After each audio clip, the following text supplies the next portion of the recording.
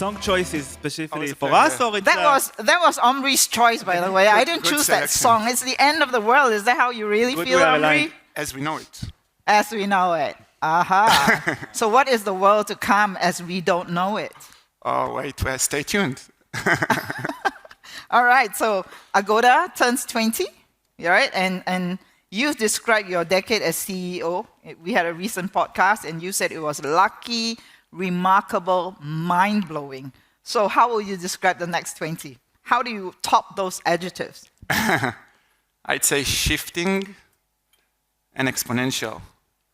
I like the word exponential. Shifting because I think for many, many years, at least the consumer experience stayed very, very similar in travel, maybe close to 20 years.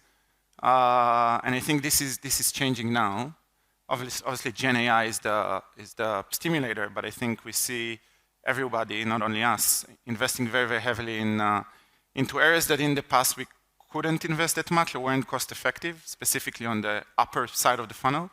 And I think whether we like it or not, the combination of the tech and the investment will shift. We will be sitting here 5 years from now, maybe even 3, definitely in 20, thinking, wow, it's so different than what we had before. Kind of like the type of jump that you had between apps and desktop. Right, okay, so 3 years' time, huh? We're going to have this conversation. Hopefully sooner, but 3 years I'm willing to. Where do I sign? Wow, okay. Idan, yesterday at the think tank, I mean, you asked one big question to our participants. They say, what do we need to do today to meet the traveler needs of tomorrow? That was and there were a few ideas that were proposed at the boot camp, right? We had a good brainstorm. Was there one that kind of struck a chord with you? Was there one idea or one thought that came out? So I think, first of all, some things are obviously on all of our minds. We have, AI, and then we have robotics, we have the wearables. So these are kind of the obvious. It's almost like not futuristic enough. I think some kind of more crazy things that came up are like personal rocketry travel. So anyone can get point to point in an hour to any place on Earth. I'm not sure it passes like physics test, but maybe, So these things. But I think what the underlying message across was, look, people are going to have more time. We're going to make travel more available to everyone, and it will happen much more. The passion to travel, this idea that I want to explore, is so rooted in being human that we believe it will become more and more of how we spend our time. And then, do we have the right technology to support it? We even talked about, we don't have enough planes. We're not making planes fast enough to how much travel is growing. So definitely a lot of interesting challenges that I didn't myself at least think through all the way when we started to discuss. Yeah, I mean, yesterday at the boot camp, I mean, there was some really interesting themes that were thrown out, like for example, people living longer, right? Longevity. And then we talked about living as a service, and how that concept will change hospitality, right? And different generations and how they approach the concept of travel, where travel is actually embedded into our everyday life. It's not something we do on the side, but it's part of our lifestyle as such. Okay, so let's talk about OTAs and future concepts as to how the OTA could be reinvented, right? One is an OTA as a personal assistant. I think you heard Gareth earlier, like he had said that 10 years ago that that's what he wanted Skyscanner to be. Omri, you said the next frontier for Agoda is becoming your proactive travel assistant, one that knows your needs before you do. So the tech is already here. You say what we need is trust and adoption. So what do you need to do to build that trust? So I think what's really interesting with Gen AI as a tech is it's very, very easy to put a very compelling demo. It's very, very easy to throw it and do a .ai type of thing, and it kind of works. I think if you want to do it in a way that 80% of the people can use it for the use cases, and not only that, they'll use it in a way that they'll give you a thumbs up. They'll tell you, wow, amazing. That's pretty hard. And I think people don't realize it. You see all the demos then, but there's a huge, huge, huge difference between a nice demo and a solution that actually works in the real world. And I think if you want to get, when people if you work in a B2C company, you know that changing consumer behavior is one of the toughest things to do. You need real huge disruption. You need to be tons of value. So if you want to do that and people give you a shot, you cannot miss that shot. You need to give them an experience that is good and sustainable. And I think this is what I see when you look at apps in general, consumer-facing apps, other than the foundational companies like Google Gemini and AI Mode, ChatGPT, you don't see a lot of change, a little bit of change. Most of the changes are in the back office. And the reason is, I think, even though many are trying, it's hard to put a compelling experience that works 80% of the time. And I think this is the key. Not as easy, but I'm adamant, and Idan here can say the same, that this is something that we can do. We, as an industry, of course, as Agoda, and we're definitely heading there. So you need to build a compelling experience that works 80% of the time. For 80%, at least 80% of the customers in a way that they'll give you a thumbs up. All right, so Idan, what are you doing to get there? Yeah, exactly. So we are very aligned, right? So when this started, there was somewhat of a push, like let's make our own ChatGPT, so it's completely different, Agoda.ai kind of thing from scratch, and we were, after, considering it, we were actually against it, and we wanted to see it as an evolution and not a revolution. So how do we evolve our site where we have, millions of customers? How do we evolve our platform to actually be better because of an AI? Not necessarily just to feel different, to be better. What problems can I solve for my customers today? And what we realize is still a big part of the issue when you book your travels is to have that trust at the moment of decision. So instead of starting up the funnel with like inspiration and take me somewhere romantic kind of things, we actually started very in the bottom of the funnel. So when you look at the details of a property, ask me anything, but very specific questions that ChatGPT cannot answer. How tall is the garage? Can my car come in there? What size of a dog can I bring which is still okay? These kind of very specific questions, and for us, the important thing is also to integrate with our partners, the hotels. So when we don't know something, we immediately send them that question, hey, somebody is asking about this. And then when we get the information, next time, we can answer immediately. So really make sure that we use AI where we see customer problems, and that has been very successful for us.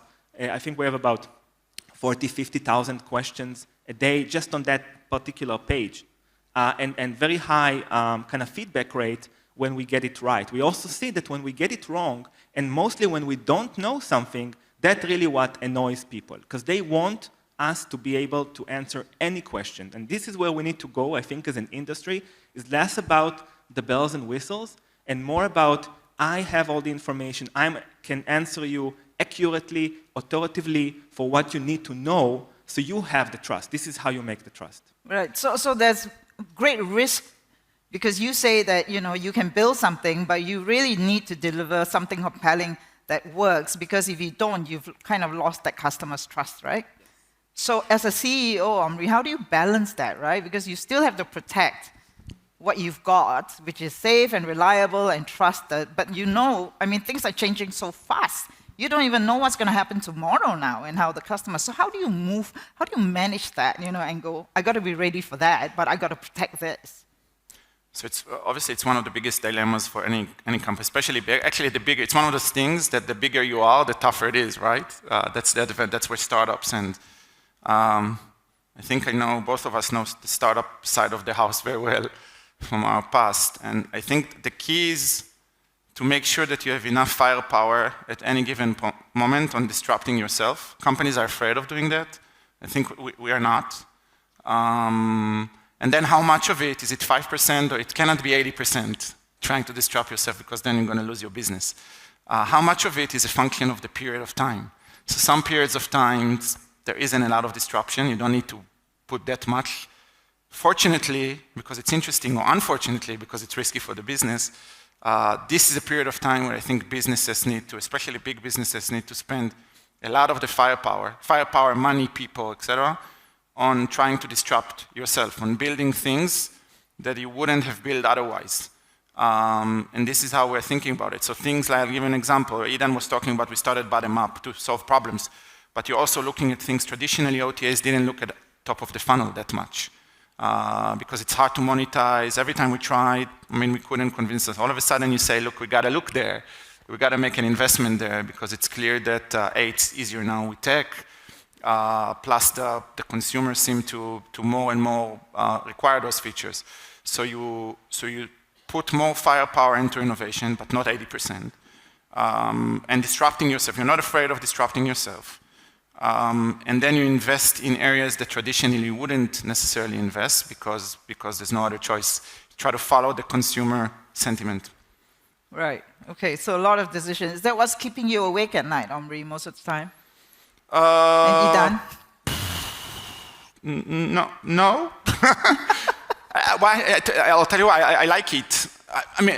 Yes, I get the risk for the business, but with the risk comes opportunities. And at least the way I'm structured, I think. I see the opportunities as like I'm thinking to myself. I always wanted to, Idan knows that, I always wanted to be a search engine. I was looking at some of those search engines, and man, we can build that. But it's expensive, and you got to raise a lot of money to do that. And all of a sudden, this is like in the... It's possible. In the tips of your fingerprints, and that. So I see it as an opportunity. We all can, there is, I was telling somebody downstairs now, there is a potential scenario that I can grasp, I can smell, I can taste, in which all upper of the funnel, there's no search engine in travel, only OTAs. That didn't exist. That scenario, I think, didn't exist with any reasonable amount of money 3 years ago. Now that scenario exists, and is it a 100% end outcome scenario? No.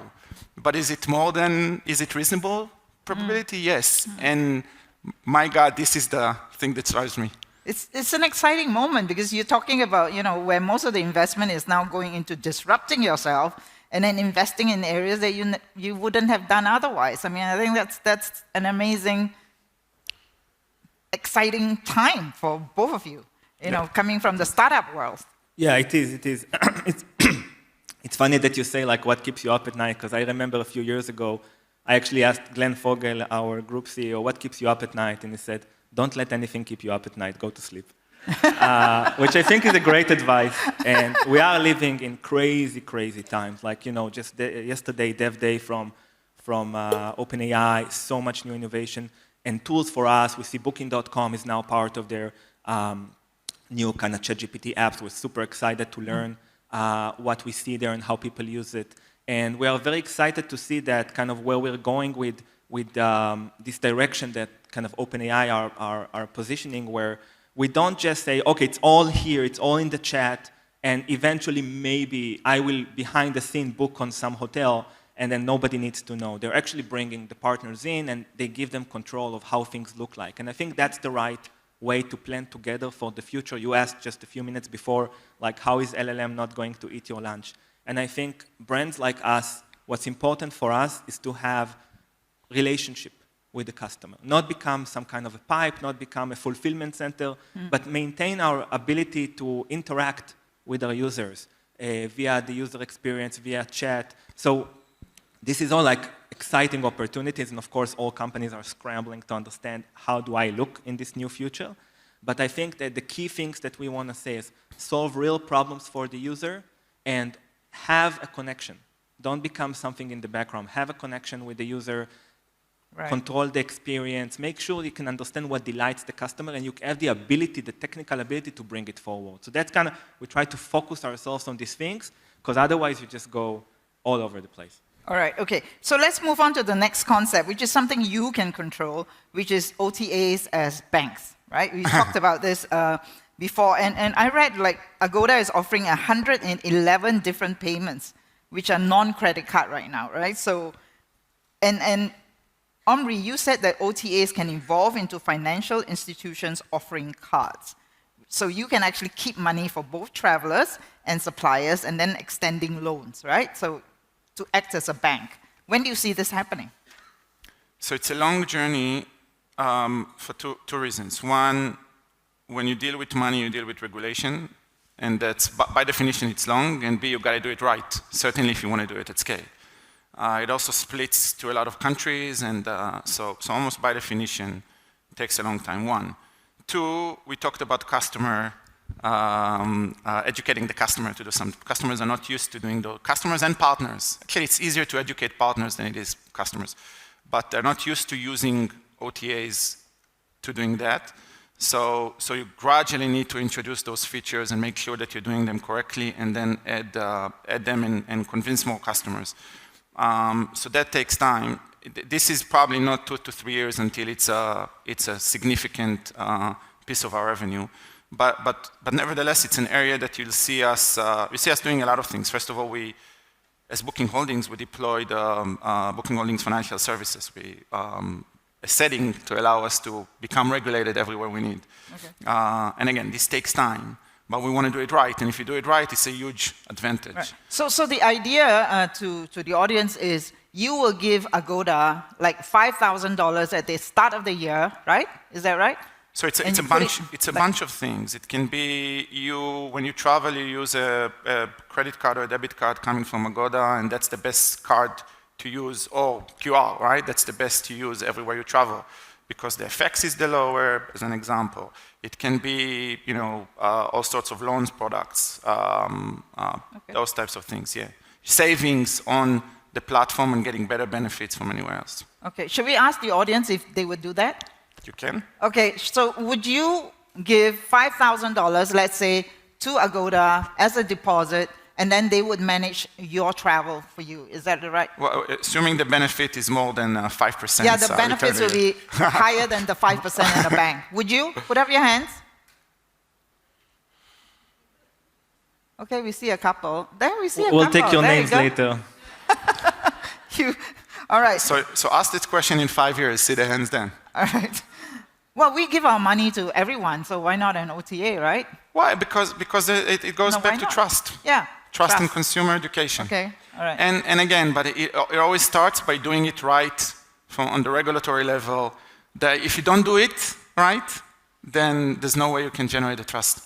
All right, so now let's talk about OTA also as a one-stop shop, which is what we talked about, the connected trip, right? And I listened to a podcast with Glenn Fogel recently, and he talked about how AI would facilitate the stitching, and he said that in the last earning results, bookings for the connected trip are up 30% within the group, right? So tell us about how you're stitching from hotels, that you're going into flights. How are flights performing? Beyond expectations right now? We're very happy with the performance of flights, and we're even more happy of how good the product is becoming, because the biggest problem when you're stepping into an area like that is that the product gaps are enormous, and then you're playing constant catch-up, right? So we're very happy with that. We're very happy with our ability to connect between the verticals. Also, the team has been executing very, very nicely, and it's a cool product, and it's what I like is that it feels Agoda DNA, meaning it's very easy to use, very simple. And the prices, you can check it out. The prices are amazing. We won't let the prices not be amazing. Right. So Idan, I mean, you are building out all this, which is the more complex vertical? Tours and activities, you're also building for that. Flights, which is the most complex vertical?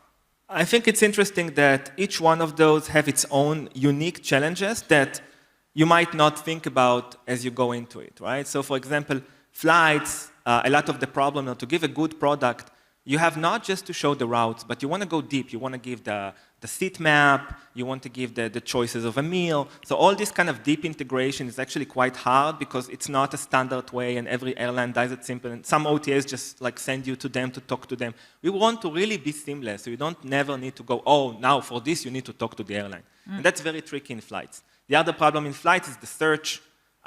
It can be very tricky. Prices change very quickly. And the suppliers behind the scene, and these great prices come because we connect with many suppliers, we find the best suppliers. Sometimes the best price doesn't mean the best technology. So sometimes it means that we need to work with suppliers that can be very slow. So are you willing to wait 20 seconds to get your search results? Or that they don't let you call them unless you're pretty sure you're going to get the booking out of it. So these kind of weird challenges that we have people never think about that we need to solve. Right. Activities is a completely different world. There also, again, we work with many suppliers trying to find the best possible deal. Sometimes the problem is you get many different deals, and it's hard to understand which one are actually selling the same thing. Or even I say, okay, Universal Studios Sentosa, right? But which ticket? 1 day, 2 day, with discount, with some vouchers, all these small differences to try to build it up into offers that customers can understand and make a conscious choice is hard. And I think activities... So Idan, if it's so hard, then why don't you just ask Omri to acquire Klook, for example? Well, Omri can look into that. But I think, like, you know, the story of Agoda, and you can even ask, like, Booking Holdings, you guys have Booking.com, you have Agoda, you're doing the same things. Why are you doing it twice? There is something about being yourself, having autonomy as a company. And even though you say, oh, this is activities, this is activities, this is flight, this is flight, actually in those details comes the difference. How do you address those challenges? What is more important for you? What are you optimizing for? And it's actually very different answers for different companies, and that means very different products behind the scenes, even if customers don't always see it. But they feel it in the price they get, in the overall experience. So we are quite happy to have our autonomy, but Omri can buy whatever he wants from my perspective. I'll say maybe I keep telling my boss at times, tech is easy. You don't buy, so this is hard, but we're in a position that it's hard, but not hard to the level that we cannot do it. What's hard is getting consumer adoption. What's hard is getting consumers to change their behavior, right? All sorts of companies have assets, but at least my point of view is if there's a tech build, it's, yes, you need tech is a function of money, you need to invest, but we can build anything. All right, you love building, that's oh my why. God. You love building. Okay, oh my so God. then the other question I have for you is, Agoda has always been about price. That's your defensible moat, right? So you know, get the best price, right? Do you think that moat works as well for flights, as well as tours and activities? And will that be your defense for the next 20? So first I want to say it's not only that. There are a lot of other pieces in our strategy, like heavy localization, like heavy personalization, like a lot of fintech. You talked about the fintech options and the ability to use payment options, like a very extensive B2B offering and working with partners. So a lot of things. But specifically to your question, I don't see how price doesn't continue to be a very, very important factor in the consumer decision in any industry, certainly in travel across all verticals. Right, even though people are saying, oh, now they want to feel travel, not they can still feel travel. They don't want to feel it in the bank account, though. They can feel it 10% more, 10% less on Agoda. All right, so we're going to wrap up with the next 20 in 20 seconds. Okay, now, Omri, in one word, travel in 2045 will be? Exponential. Exponential. Idan, what will change travel more in the next 20 years? Will it be AI, will it be climate change, or will it be space tourism? AI. Okay, Omri, what's one travel experience that won't exist in 20 years? Cash. Nobody will be using cash. Idan, if you could time travel to 2045, where's the first place you'd go? First of all, visit my kids, but I guess for travel, I'll go to India. Okay. Omri, what tech will you still be using in 20 years? Text-based chat. Idan, if you could send your 2045 self a message, what would it say? I hope I went to the gym.